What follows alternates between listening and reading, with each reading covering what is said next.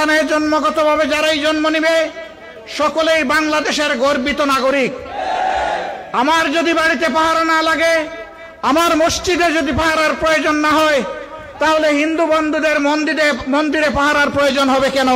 বাংলাদেশ জামায়াতে ইসলামীর আমির ডক্টর শফিকুর রহমান বলেছেন, আমার বাড়িতে যদি পাহারা না লাগে, আমার মসজিদে যদি পাহারা না লাগে, তাহলে হিন্দু বন্ধুদের মন্দিরে কেন পাহারার প্রয়োজন হবে?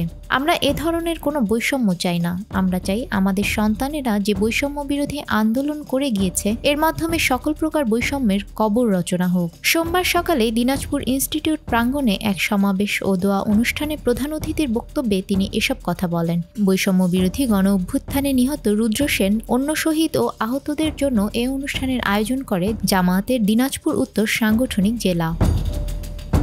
এ সময় জামাত আমির বলেন, ছাত্র জনতার এই আন্দোলন বিশেষ কোনো গোষ্ঠী, দলের বা সম্প্রদায়ের নয়।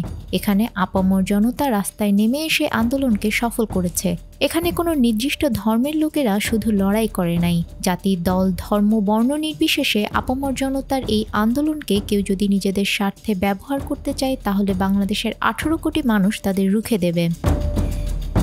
ডক্টর শফিকুর বলেন, জনগণের সকল আন্দোলনে জামায়াত ইসলামীর সঙ্গে থাকবে। স্বৈরাচার তার শেষ দিনগুলোতে দিশেহারা হয়ে আমাদের সন্তানদের হত্যা করেছে। এই বাংলাদেশ ছোপ ছোপ তাজা রক্তে ভরে উঠেছে। তবে আগে যেখানে বিশ্ববিদ্যালয়গুলোতে কাড়াকাড়ি মারামারি হতো, মানুষ যেদিকে চলাফেরা করতে গেলে আতঙ্কে থাকতো, এখন সেই বিশ্ববিদ্যালয়গুলোর ছাত্রছাত্রীরা বন্যার্তদের পাশে দাঁড়িয়েছেন, তাদের সঙ্গে সাধারণ জনগণও দাঁড়িয়েছেন।